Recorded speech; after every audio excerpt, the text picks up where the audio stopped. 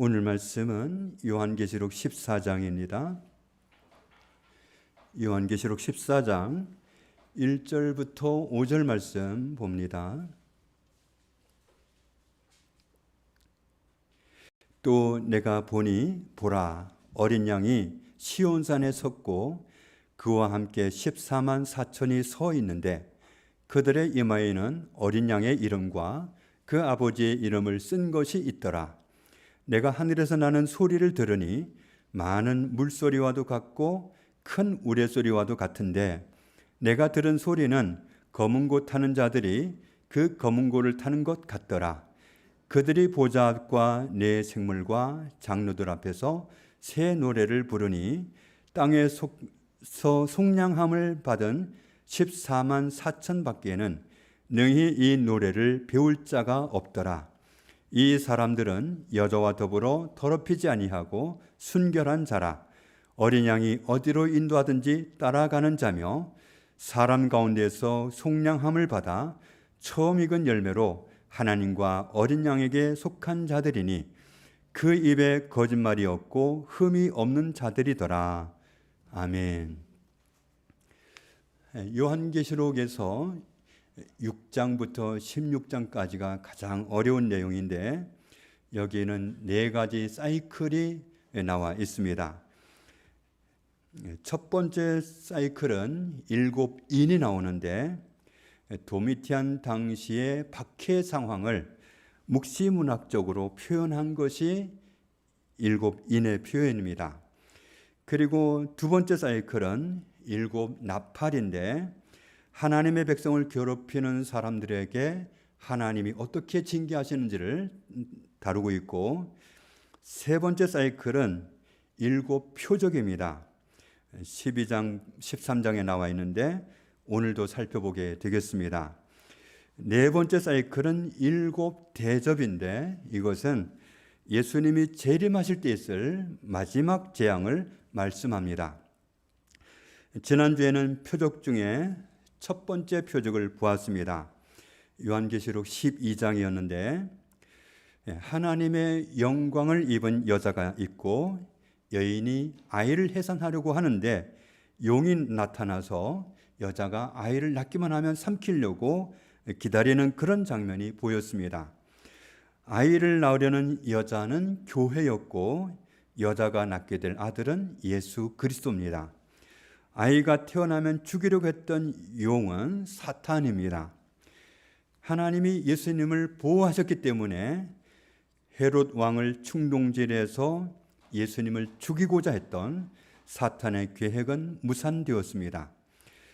사탄이 예수님을 이길 수 없으니까 예수님께 애지중지 사랑받는 그리스도인들을 공격하고 박해한다는 사실을 확인했습니다. 두 번째 표적은 요한계시록 13장에 나옵니다. 바다에서 한 짐승이 나오는데 뿔이 10개고 머리가 7이고 뿔에는 10개의 왕관이 있고 머리들마다 신성 모독하는 말이 새겨져 있었습니다.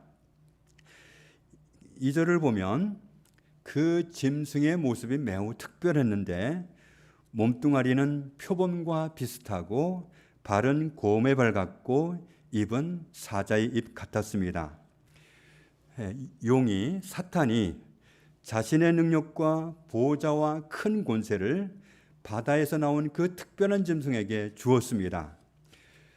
바다에서 나온 이 짐승은 사탄으로부터 능력과 보호자와 큰 권세를 받았습니다. 이 짐승은 하나님의 백성을 괴롭히고 박해하는 존재입니다. 그리스도인들을 박해하고 못살게 구는 이 짐승은 사탄에게 조종받는 존재이죠. 3절에 보면 그 짐승의 머리 하나가 상해서 보니까 죽을 것 같았습니다. 그런데 죽지 않고 도리어 살아났는데 그렇게 되니까 온 땅의 사람들이 그 짐승을 신기하게 보고 따릅니다. 4절을 보면 사람들이 용도 경배하고 용에게 권세를 받은 그 짐승도 경배합니다. 6절을 보면 그 짐승이 하나님을 비방하는데 하나님의 이름을 비방하고 하나님의 장막에 사는 사람들, 천국에 있는 사람들을, 성도들을 비방합니다.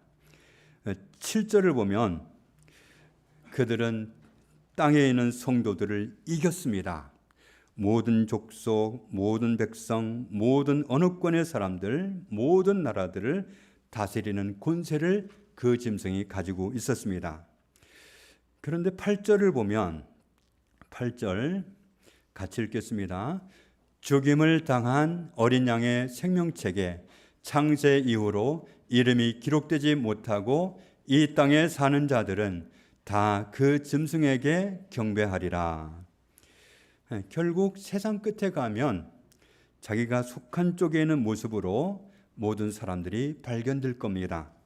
어린 양에게 속했는지 아니면 용에게, 사탄에게 속했는지 마지막에는 그렇게 나뉘어집니다. 11절부터는 세 번째 표적이 나타나는데, 앞에서는 바다에서 짐승이 나와서 하나님을 비방하고 천국에 있는 성도들을 비방했는데, 그런데 이번에 나타나는 짐승은 바다에서 나오는 게 아니라 땅에서 올라왔습니다. 두 뿔이 있고 어린 양같이 보였습니다. 어린 양같이 보였다는 건 예수님처럼 보였다는 얘기입니다. 그런데 말은 용처럼 말을 했습니다. 모습은 예수님 같은데 말하는 꼬락서니는 사탄이었습니다. 12절을 보면 땅에서 올라온 이 짐승이 바다에서 나온 짐승이 받은 모든 권세를 받습니다. 사탄에게 권세를 받은 거죠. 그리고 이 짐승은 사람들로 하여금 처음 나타난 짐승, 그러니까 바다에서 나온 짐승이죠. 그리고 머리 하나가 상해서 죽을 것 같다가 살아난 짐승, 그 짐승에게 경배하게 만듭니다. 14절을 보면 이 짐승은 사람들을 미혹해서 바다에서 나온 짐승을 위하게 하고 바다에서 나온 짐승을 위한 우상을 만들게 합니다. 15절에는 땅에서 올라온 이 짐승은 대단한 권세를 받아서 바다에서 나온 짐승 앞에, 짐승 우상 앞에, 바다에서 나온 짐승 우상을 만들었는데 그 짐승 우상에 생기를 주고 그 우상이 말을 하게 하고 그 우상에게 경배하지 않는 사람은 죽이게 합니다.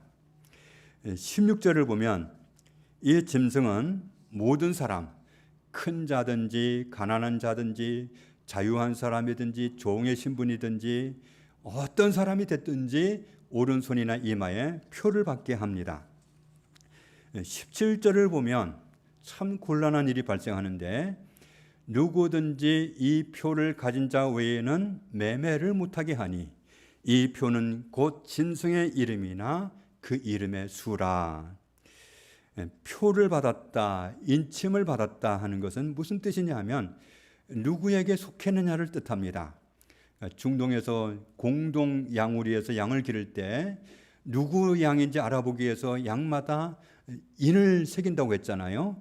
그것과 똑같습니다. 누구에게 속했느냐를 말하는 게 표를 받았다, 인침을 받았다 이렇게 표현하는 것, 묵시문학적인 표현입니다.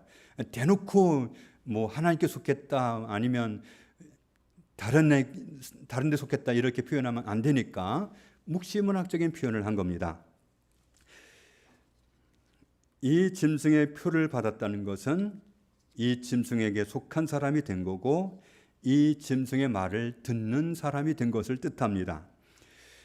이런 사람만 괜찮지 이 짐승 같은 사람에게, 이 짐승 같은 존재에게 한편이 되지 못하면 상거래를 할 수 없다는 겁니다. 그런데 특이한 표현은 오른손이나 이마의 표가 짐승의 이름이고 짐승 이름의 숫자다. 특이한 표현을 썼습니다. 다음 절을 보면 점점 드러나는데 우리한테는 어렵습니다. 지혜가 여기 있으니 총명한 자는 그 짐승의 수를 세어보라. 짐승의 수를 세어보라. 그것은 사람의 수니 그의 수는 666이니라. 총명한 사람은 그 짐승의 수를 세어보아라. 그런데 그 수는 사람의 수다. 그의 수는 666이다. 궁금하죠? 알 것 같으면서도 좀 어렵죠? 우리가 좀 참고 자료를 보면서 우리가 지난주에 살펴보았던 유대인들이 숫자에 부여하고 있는 의미 살펴보았는데 우리가 한번 보도록 하겠습니다. 1은 특별함, 독립 이런 뜻이고 2라는 숫자는 증인, 격려 이런 뜻이고 3은 하늘입니다. 영의 하늘, 천체, 공중 이것을 뜻하고 4는 땅이란 숫자입니다. 동서남북. 7은 하늘수 3과 땅의 수 4가 합한 건데 이 7이라는 숫자는 완전하다, 완벽하다, 의다 그런 뜻입니다. 그리고 6이라는 수는 완전수 7에서 하나가 모자라는 수입니다. 하나가 모자라 버리면 어떻게 되느냐면 6이라는 숫자는 불완전, 불완벽, 불의 그런 뜻입니다. 그리고 12라는 숫자는 하나님의 백성이라는 뜻입니다.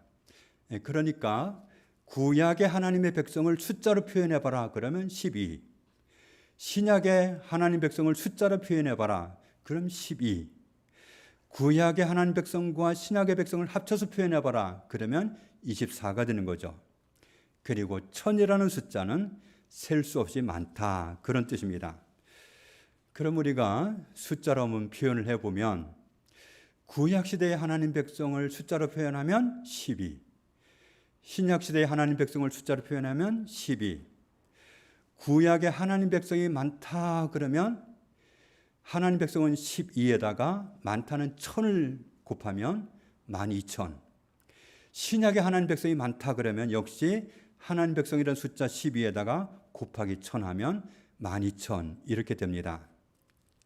그래서 성경에는 요한계시록 7장에는 지파별로 구원받은 하나님의 백성을 다 표현했는데 다 12000입니다. 그건 무슨 뜻이냐면 12라는 하나님의 백성에다가 1000, 많다는 1000이라는 숫자가 곱해진 겁니다. 그래서 모든 지파별로 다 보니까 전부 많아요. 하나님의 백성이 유다 지파에 많다. 루벤 지파에 하나님 백성이 많다. 이렇게 읽어지는 겁니다. 우리는 숫자를 보고 12000명 이렇게 보지만 유대인들은 이 숫자를 보면서 유다 지파 구원받은 하나님 백성이 많구나. 12는 하나님의 백성이고 거기에 1000을 곱했는데 1000은 많다는 뜻이기 때문에 그렇게 해석이 됩니다. 그래서 구원받은 하나님의 백성을 숫자로 표현하면 이스라엘 민족은 요한계시록 7장에 있는 말씀을 보니까 다 합하니까 14만 4천이 됐습니다. 그럼 14만 4천이라는 숫자는 결국은 무슨 뜻이냐면 많아도 너무 많다. 그리고 요한계시록 7장 9절에서 보면 다른 민족에서 구원받은 사람들은 숫자가 어떻게 되는가? 숫자를 세어보니까 능히 셀 수 없는 큰 물이다 이렇게 표현을 했습니다. 능히 셀 수 없는 큰 물이면 숫자로 표현하면 어떻게 되죠? 14만 4천 이렇게 되는 겁니다. 그리고 유대인들은 게마트리아라는 그런 숫자 방정식이 있습니다. 이스라엘 히브리 문학에 자주 사용했던 건데 숫자를 통해서 문자의 의미를 표현하는 겁니다. 그래서 그것을 게마트리아 방식이라고 하는데 저기 그 붉은색으로 표현된 글자들이 히브리어입니다. 보면 알게 되듯이 글자마다 다 숫자가 있어요. 그러니까 알파벳마다 숫자가 다 있는 겁니다. 그래서 예를 들어서 다윗이라는 사람을 보면 이 히브리어는 오른쪽에서부터 왼쪽으로 읽습니다. 그런데 저게 다윗입니다. 다윗인데 첫 글자는 숫자가 4, 그 다음 글자는 6, 끝에 글자는 앞에 거와 똑같아서 똑같이 4. 그럼 이 숫자를 다 합하면 14가 됩니다. 그러면 14 그러면 우리는 그냥 14구나 그렇게 보지만 유대인들은 그렇게 안 봅니다. 14도 보면서 한 인물을 떠올린 겁니다. 다윗. 우리는 그냥 숫자만 봐요. 모르니까. 그 문화를 모르니까 그냥 14 그러면 14라는 숫자만 보지만 유대인들은 숫자를 보는 동시에 다윗 이렇게 보는 겁니다. 그래서 성경에서 아브라함과 다윗의 자손 예수 그리스도의 계보라. 그런즉 모든 대수가 아브라함부터 다윗까지 14대요. 다윗부터 바벨론으로 사로잡혀 갈 때까지 14대요. 바벨론에 사로잡혀간 후부터 그리스도까지 14대라. 이렇게 우리가 읽잖아요. 그런데 이 유대인들은 이런 숫자를 보면서 다르게 읽는 거예요. 그런즉 모든 대수가 아브라함부터 다윗까지 아무리 봐도 다윗의 계보고, 다윗부터 바벨론으로 사로잡힐 때까지 봐도 다윗의 계보고, 바벨론에 사로잡혀간 후부터 그리스도까지 봐도 역시 다윗의 계보구나 이렇게 보는 거예요. 그러니까 14라고 하는 숫자를 단순히 14로 보는 게 아니라 14는 다윗이기 때문에 다윗이라는 인물을 떠올리면서 보는 겁니다. 그러면 앞에서 우리가 보던 6이라는 숫자는 완전수 7에서 하나가 모자란 숫자라고 그랬죠. 그런데 이 6이라는 숫자가 3번이나 반복되면 무슨 뜻이 되느냐 하면 모질라도 한참 모자란다 그런 뜻이 됩니다.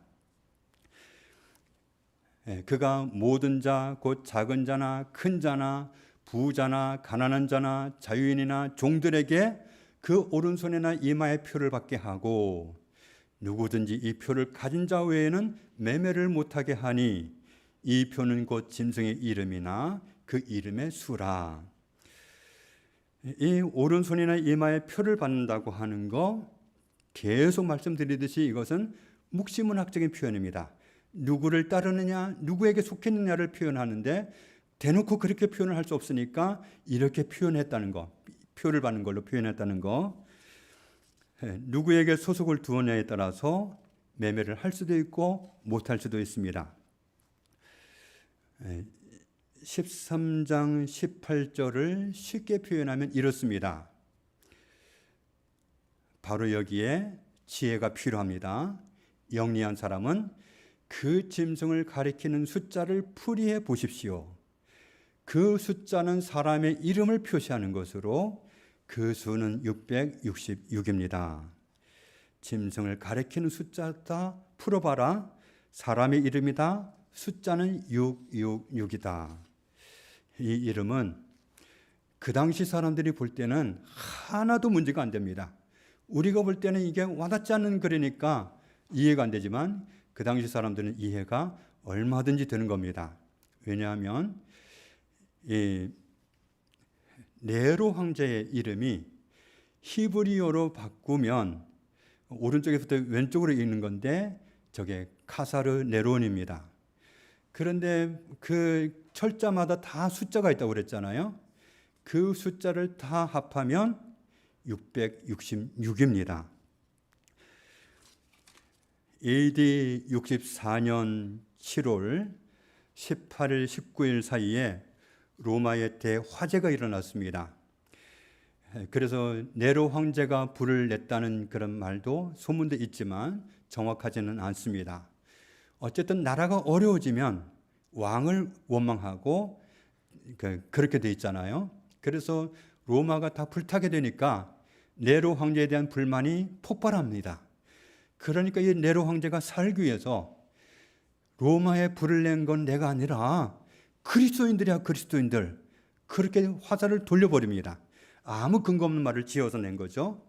그 바람에 그리스도인들은 혹독한 박해를 치르게 됩니다.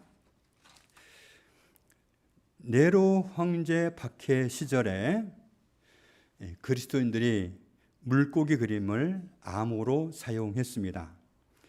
저 물고기 그 안에 헬라어로 글이 들어가 있는데 우리가 읽으면 익투스인데 저게 바로 물고기라는 말입니다. 그런데 그 당시 사람들은 이렇게 물고기 문양을 그려가지고 이런 표현을 자주 했습니다. 그 익투스라는 말은 물고기라는 말인데, 그런데 그 글자를 하나하나 보면은 그 글자마다 다 의미를 부여할 수 있다는 사실을 알아낸 거예요. 그래서 그 다음에 보면은 첫 글자는 예수, 그 다음은 그리스도, 그 다음은 하나님, 그 다음 아들, 그 다음은 구원자. 이렇게 정말 희한하게도 물고기라는 그 단어가 한 글자 한 글자에다 의미를 부여하니까 저렇게 돼가지고 우리 그리스도인들을 상징하는 표현으로 물고기를 그리자. 이렇게 해서 물고기를 그려서 서로 사용했습니다. 그래서 이 시기에 그리스도인들은 네로의 이름을 네로라고 하지 않고 묵시문학적으로 표현을 해야 됐기 때문에 666이라고 기록을 했습니다.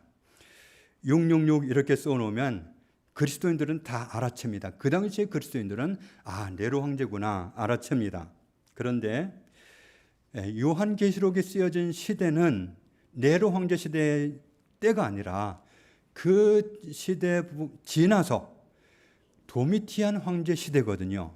그런데 도미티안이라는 이름을 히브리어로 바꾸어서 숫자로 표현한다면 저런 숫자가 안 나올 텐데 그럼 왜 여전히 666이라고 하고 있을까? 왜냐하면 네로 황제로부터 지독한 박해를 겪었던 그리스도인들의 경험상 도미티안 황제의 박해를 또 겪으면서 이야, 이 네로 황제가 다시 부활한 것 같아. 어쩜 저렇게 똑같이 박해를 하지? 이런 생각을 하게 된 겁니다. 그러니까 도미티안 역시 네로 같은 박해자다. 그래서 666이라고 쓰면 도미티안 그 친구도 네로랑 똑같아. 이렇게 다 생각하면서 받아들이는 겁니다. 그리스도인들이 하는 말이 네로가 부활해서 박해하는 것 같다. 이런 말을 했기 때문에 제2의 네로와 같은 존재라고 하는 뜻으로 도미티안도 다시 이름을 바꾸지 않고 그대로 666이라고 표현을 했는데 그 당시 그리스도인들이 알아듣기에는 정말 쉬운 거였습니다. 그래서 우리는 몰라보지만 당시 그리스도인들은 666이라고 써놔도 666으로 읽지 않고 도미티안 이렇게 보았던 겁니다. 앞에서 숫자 공부할 때 거듭 말씀드리지만 6이라는 숫자는 완전수 7에서 하나가 모자라서 모자람이란 뜻이고 그 6이 3번이나 나왔다는 것은 모자라도 한참 모자란다 그런 뜻이 됩니다.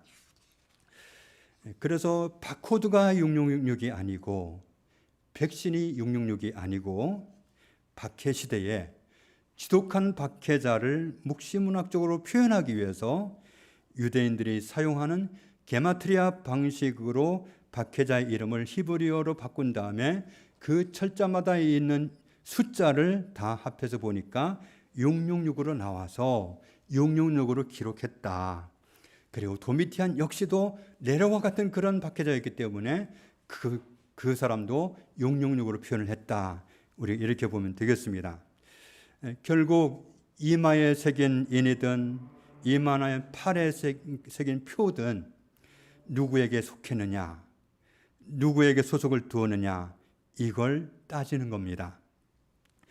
요한계시록 13장 17절을 보면은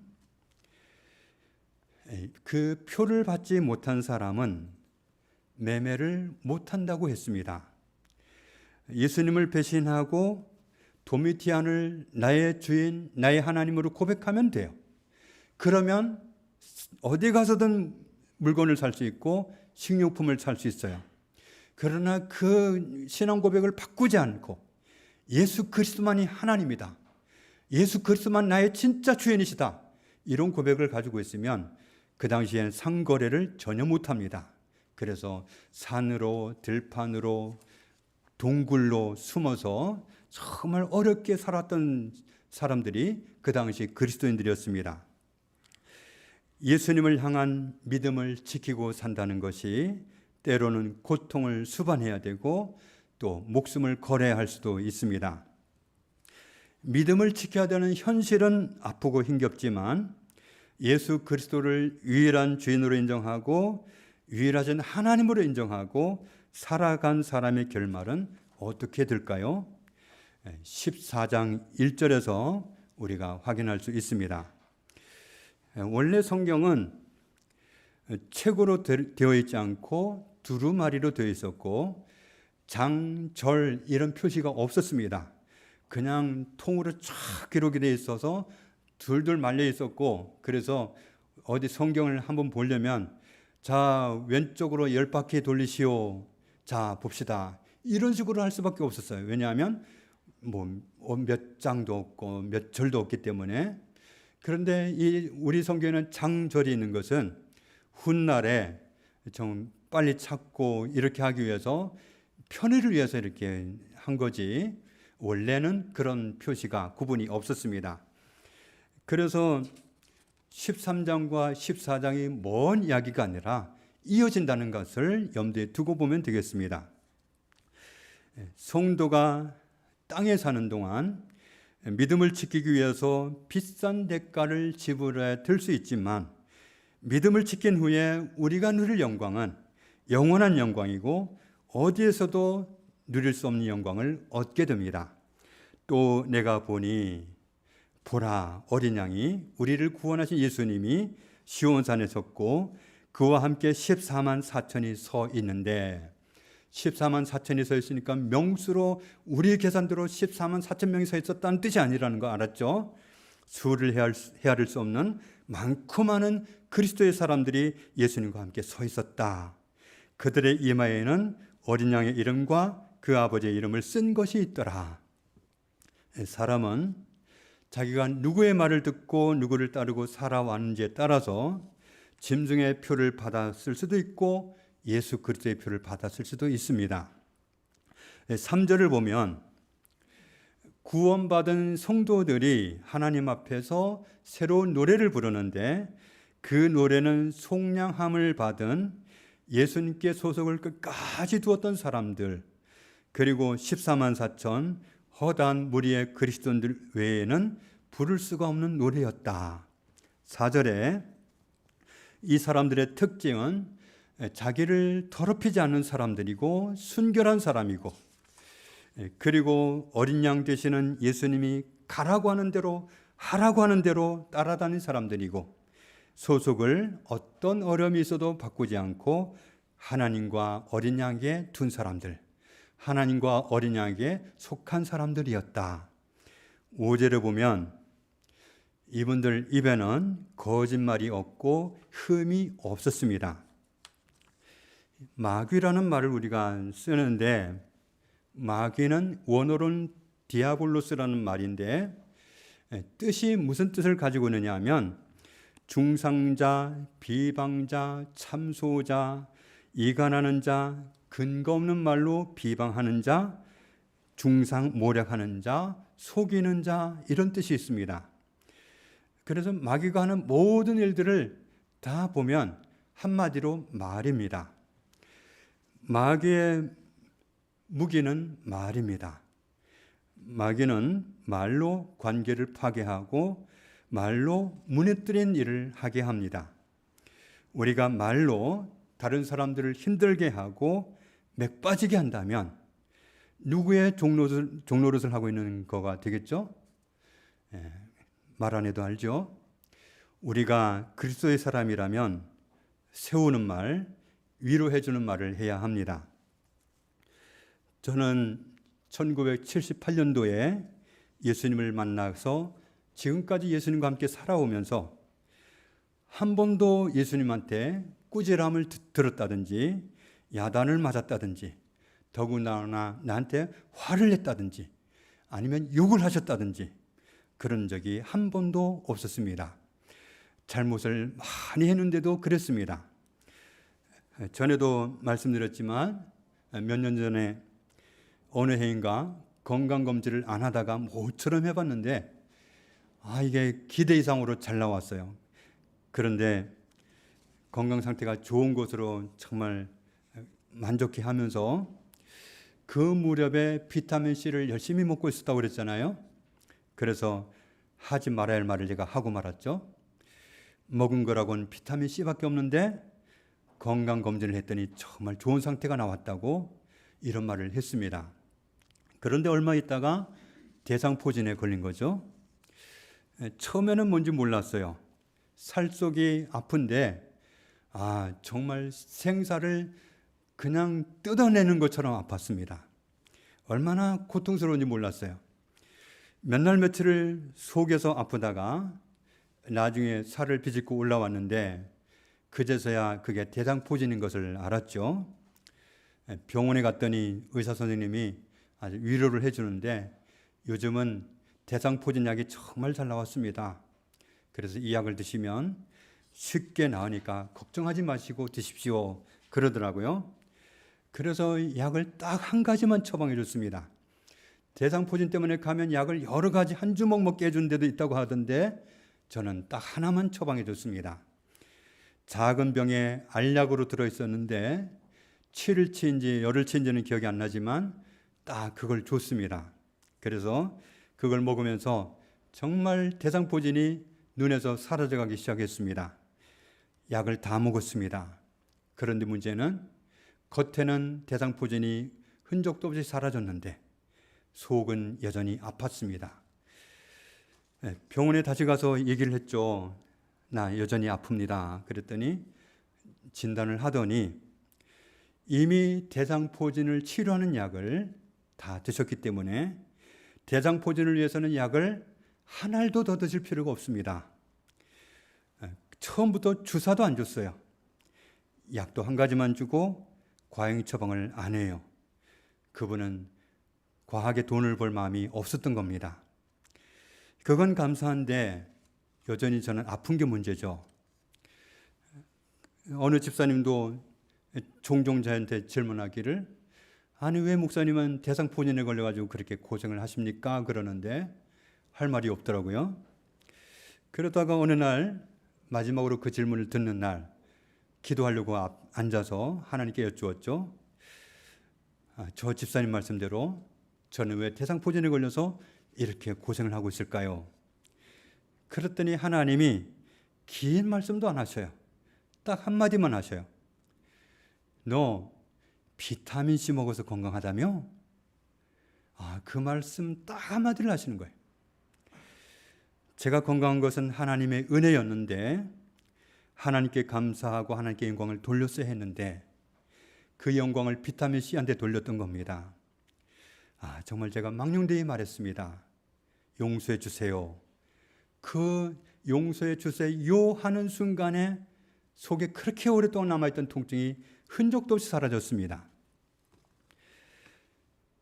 하나님이 처음부터 야단칠 수도 있잖아요. 그게 무슨 말이냐? 처음부터 야단칠 수도 있었는데 야단 안 치셨습니다. 한 번도 그 건을 가지고 야단치신 적이 없어요. 단 한마디, 너 비타민C 때문에 건강하다며? 제가 잘못했는데 처음부터 끝까지 하나님은 야단을 치신 적이 없습니다. 부드럽게 다가오셨습니다. 배우자나 자녀가 잘못하면 득달같이 야단치는 분들이 있습니다. 그런데 그런 분들은 정작 자기가 잘못했을 때는 한없이 관대하더군요. 자기를 야단치지도 않고 미안하다고 말하지도 않고 자기는 한없이 그냥 관대하게 넘어갑니다. 그런데 다른 사람이 잘못한 건 절대로 용납을 못하고 건수마다 걸고 넘어지려고 그러고 다구치고 자기 잘못은 용납을 하면서 다른 사람의 잘못은 용납을 못하고 이인의 야단을 치고 그렇게 하는 모습을 흔하게 볼 수 있습니다. 마귀는 말로 관계를 깨고 허물어 버립니다. 말로 사람에게 상처를 주고 때로는 말로 사람을 죽고 싶을 지경으로 몰아갑니다. 우리는 마귀가 원하는 말을 해서는 안 되겠지요. 마귀가 시키는 말을 해서는 안 되고 우리는 주님이 원하시는 대로 해야 됩니다. 주님은 그렇게 잘못을 많이 저지른 저한테 한 번도 윽박지르거나 야단을 치거나 그런 적이 없습니다. 보아서도 못 본 척 하시고 눈 감아주시고 그리고 어느 때가 되었을 때 조용히 말씀하셔요. 이놈하고 말씀하신 것도 아니에요. 조용히 말씀하셔요. 우리도 그렇게 하기를 주님이 원하시겠죠?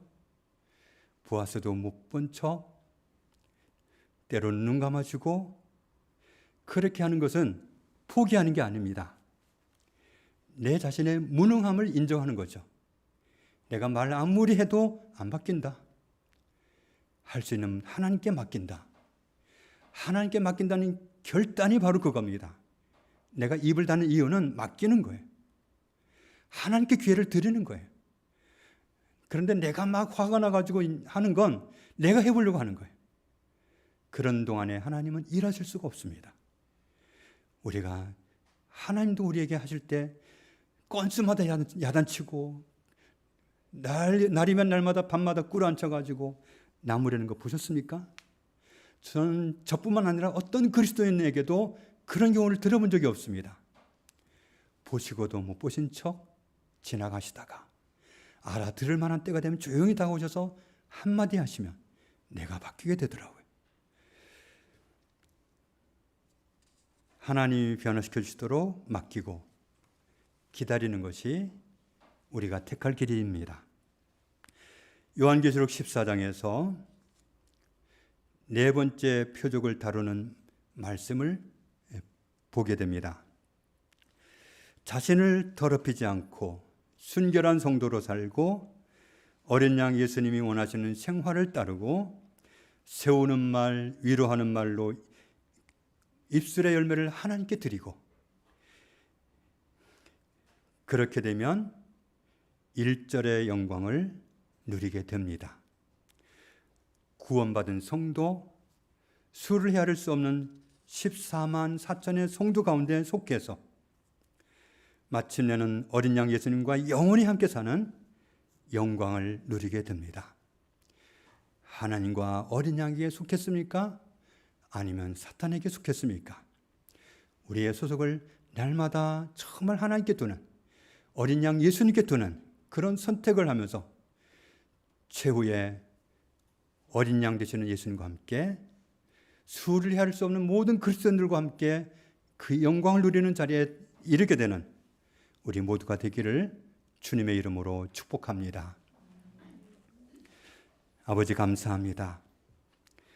십자가에 달리신 예수 그리스도의 희생으로 우리의 모든 허물을 사하여 주시고 자녀로 성도로 천국 시민으로 받아주시니 감사합니다.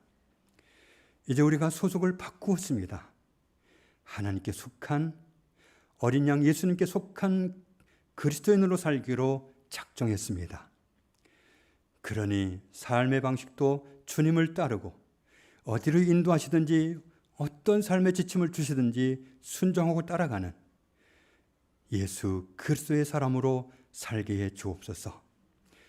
마침내 우리가 신앙을 지키기 위해서 어떤 어려움을 겪는다 하더라도 마침내는 허다한 구원받은 성도들과 함께 영원히 계시는 주님과 함께 있게 될 은혜의 날이 기다리고 있사오니 그 영광의 날에 주님과 함께 하기 위해서 하루하루를 어떻게 살아갈지 알게 해주시고 오늘 순간순간을 어떻게 살아갈지 소속을 분명히 하고 살아가는 저희들이 다 되게 해 주옵소서. 예수님 이름으로 기도합니다. 아멘.